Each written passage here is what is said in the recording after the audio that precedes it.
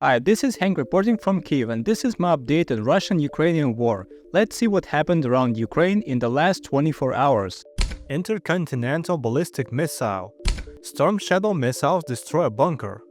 Imposing neutrality on Ukraine won't work. Ceasefire agreements that didn't work. How many still want to continue the war? The Day of the Dignity and Freedom. Stalker 2 finally released. Missile attack stats. Russian losses in the war. Yesterday, November 20, the US Embassy in Kyiv announced that they would not work due to the high risk of massive shelling from the Russian Federation. Following them, other countries caught up in the panic, and particularly the embassies of Spain, Greece, and Italy closed for the day. Then hysteria rolled across local news channels, and everyone was massively stressed out against the backdrop of announcement that Putin would launch a super hyper mega intercontinental ballistic missile RS-26 at us. As if we were a different continent, yeah. My personal impression of yesterday, at 11 a.m. I went to see a dentist, then I went to have a lunch in a cafe, and on the way there was an air raid alarm. Since I had already read all this news in the morning, I went to the underground along with hundreds of other people. In the end, we spent about an hour there, and I went to have a lunch after the air raid alarm was cancelled, so nothing happened this time. But at that time, Ukraine attacked a bunker in Russia. What I learned about this attack: 18 officers were killed in the bunker and 33 were injured, including 3 high-ranking military men from the DPRK. The main person there was a Lieutenant General Solodchuk. We are waiting for information about his condition. Also, during the removal of the rubble, a secondary detonation occurred and 13 sappers were injured, including the Deputy Chief of Staff of the Russian Federation Regiment. Do you think this is a large enough catch for a dozen of expensive missiles? On this map, I've marked the location of this place. In this video, 10 or 12 Storm Shadow missiles are allegedly turning an underground command post in the village of Marino in the Kursk region into a mass grave, just 150 kilometers from our border. The Russians knew perfectly well that we did not have permission to attack with Western missiles and calmly set up headquarters there. Surprise, surprise, times are changing. As a result, we were scared all day with a super missile, but in fact we carried out a successful attack on a very juicy target without announcing it. That's how it's done. If you've been following this war, you've probably noticed that Russians are constantly threatening to do something that doesn't produce any impressive results, while Ukraine just silently does the job. We saw it with the cruiser Moscow, we saw it with the Crimean Bridge, we saw it with the destruction of the Black Sea Fleet Commander Center in Crimea, and hundreds more times. I like this strategy. Last night, the Russians finally launched this mega missile RS-26 at the city of Dnipro, which is pretty close to the Crimean front line. All I could find was this quote: "As a result of the attack, a rehabilitation center for people with disabilities was damaged, the boiler room was partially destroyed, several dozen windows were knocked out, an industrial enterprise and 2 private homes were also damaged." This is photo from rescuers from Dnipro.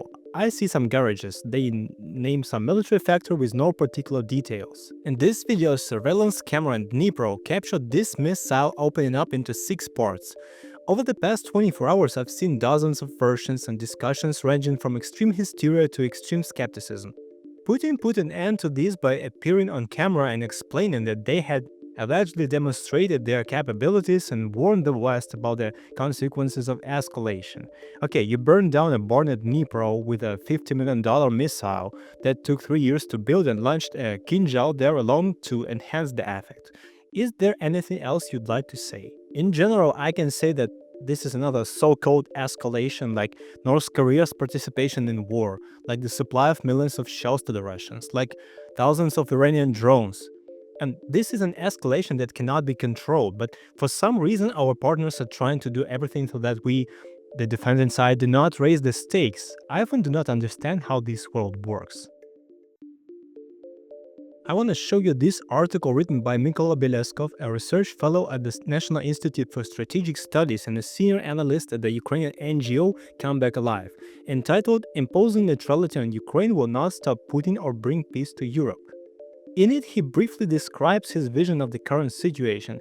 The main topic: why a moratorium on Ukraine joining NATO or turning into a buffer between Europe and Russia shows complete lack of understanding of the reasons for Russian aggression in Ukraine. The author describes why using medicines without understanding the essence of the disease is a road to nowhere. In simple words, we are still trying to prove to humanity the reason for the start of this war in 2014, and as a result, a full-scale invasion in 2024 with waves of instability across the planet, outbreaks of old conflicts, millions of refugees, and prices rising for almost everything. I also want to add here the speech of the analyst of the same foundation Come Back Alive, the wonderful Maria Kucherenko, in the US Congress with approximately the same message. I will leave a link to the articles and the video below.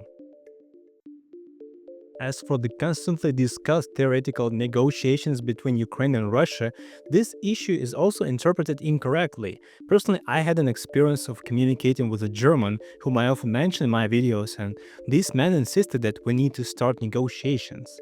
When I asked if he knew how many times we started negotiations and the de-escalation since 2014, he simply avoided the answer and was genuinely surprised when I told him that we already had about 20 ceasefire agreements with the framework of Minsk agreements, and Russia constantly violated them. Our soldiers then received additional pay for not responding with artillery fire to fire from Russians. I'm talking about the Donbas region. Imagine that you're sitting in a trench and they are shelling you and you are not allowed to fight back for a month, then you'll be paid an extra $100. Isn't it idiotic? Former Ukrainian foreign minister and, in my opinion, the best in our history, Dmytro Kuleba discussed hypothetical peace agreements a year ago, citing numbers. I will quote his post and leave a link to the original. To those with the short memories, between 2014 and 2022, Ukraine held about 200 rounds of talks with Russia. During this period, 20 ceasefire agreements were reached, all of which were quickly violated by Russia. None of the 200 rounds of talks or 20 ceasefires have prevented Putin from launching a brutal all-out invasion of Ukraine in February 24, 2022. Those who argue that Ukraine should not negotiate with Russia now are either uninformed or misled, or they side with Russia and want Putin to take a pause before an even larger aggression. We should not and will not fall into this trap. In general, everything comes back to one simple truth. Peace will come when we defeat the Russians in their opinion, and when they pay for this war enough in our opinion. Otherwise, if the Russians consider Ukraine their land, then this will never end. In order for them to stop dreaming of taking someone else's land, their country's leadership must tell them this directly, and as we know, they will believe in anything. And we need a just peace and our native land, not an inch more. In order to understand the mood of the occupiers, I'll provide statistics from the Russian field research company which conducted a telephonic survey of Russians from November 7 to 12 this year. The sample of respondents was 1,600 people. To be honest, I don't really trust such statistics because these are random people. We discussed this issue with a marketer and he assured me that this is approximately how the so-called average temperature in the hospital is measured. However, I do not believe in the relevance of this data for a simple reason. Who is ready to answer questions over a phone call today? I'll not discuss my opinion with strangers. But perhaps in Russia everything is different.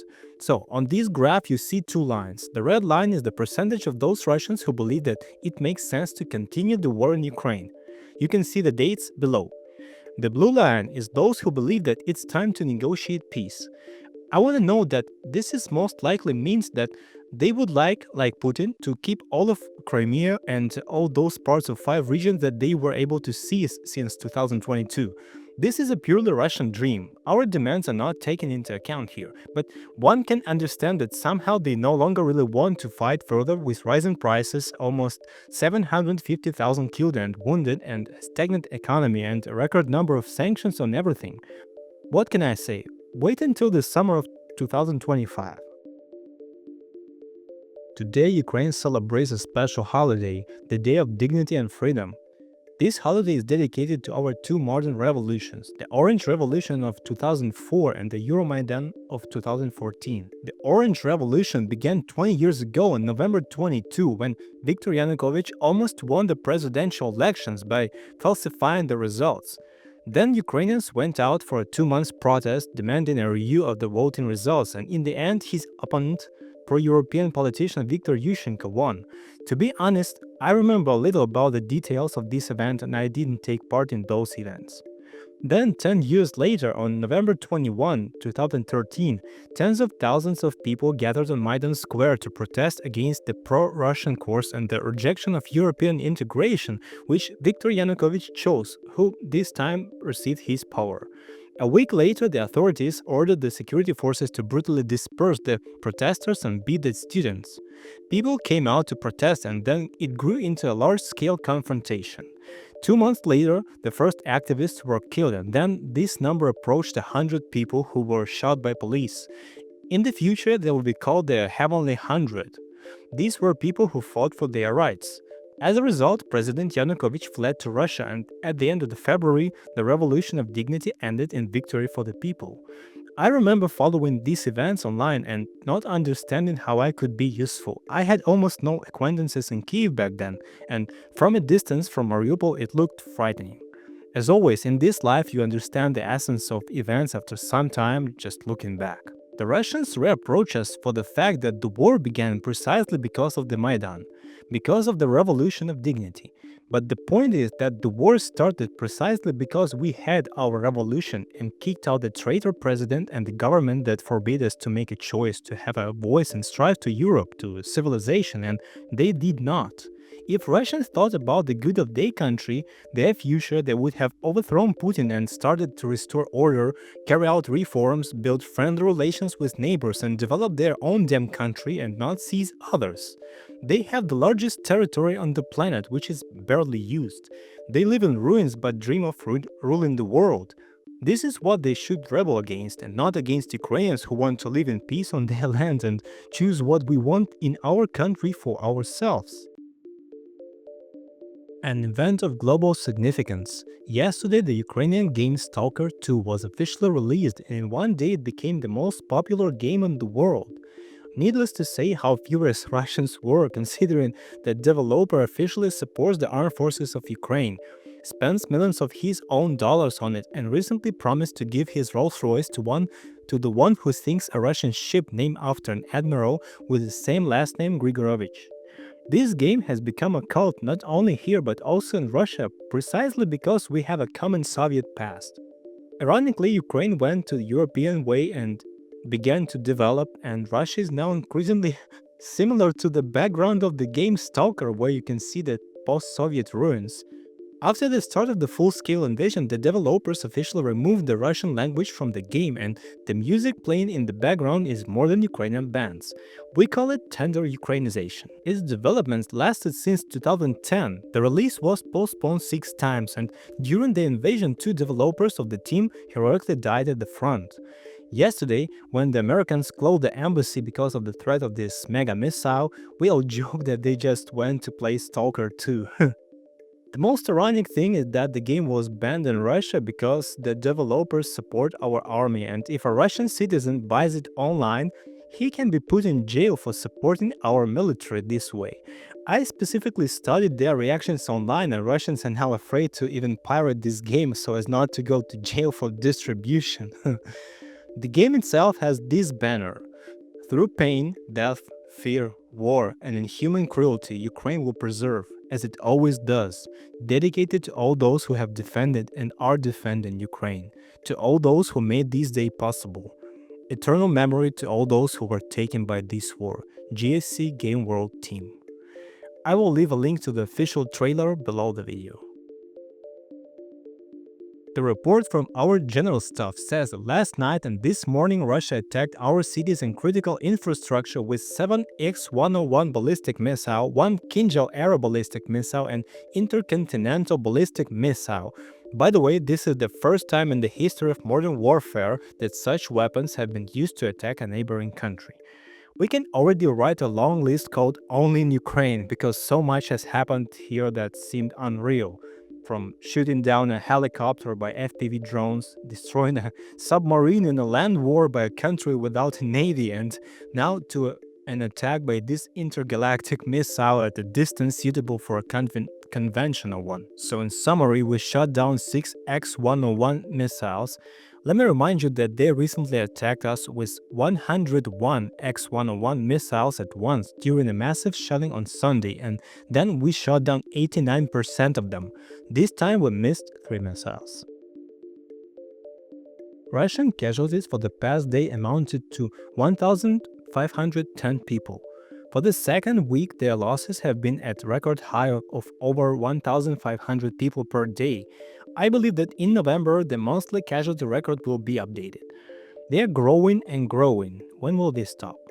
Yesterday, we also destroyed 8 tanks, 24 armored and 97 regular vehicles, 50 artillery systems and other equipment. The statistics for the year will be simply wild. At the same time, I understand that we also suffer great losses. There is no war without losses on both sides, so 1,500 means that we have hundreds of dead and wounded. Every day, my friends publish black and white portraits, and every Sunday we gather for a demonstration dedicated to prisoners of war and missing people. 3 days ago, another guy from Mariupol I knew went missing. He served in the Marines. I also plan to tell you a personal story before. I'll not publish photos of the participants for security reasons. I will say it in words. My friend from Mariupol, who is currently fighting here at the front, wrote to me. He sent me a picture of our mutual comrade from Mariupol in a Russian uniform with a Russian flag on his bulletproof vest. I didn't communicate with him closely, but for many years we crossed paths at parties in Mariupol, which I hosted between 2007 and 2014, and they were best friends in school. The photo in a Russian uniform came to him through intelligence, and he wrote to me, "I hope he ends up here in my sector," and as you understand, he plans not to meet and give him a high five and talk about life. This is our terrible reality, right here, right now. I would like to shoot these videos every day like before, but alas, until the end of the month I will be busy in hospitals and we again have a blackout season. So I write these texts somewhere in public places and shoot at home in the evening when there is electricity. Thanks to everyone who watches my channel. If you want to support the development, all the links are below the video and in the pinned comment. Take care, and I hope to see you tomorrow.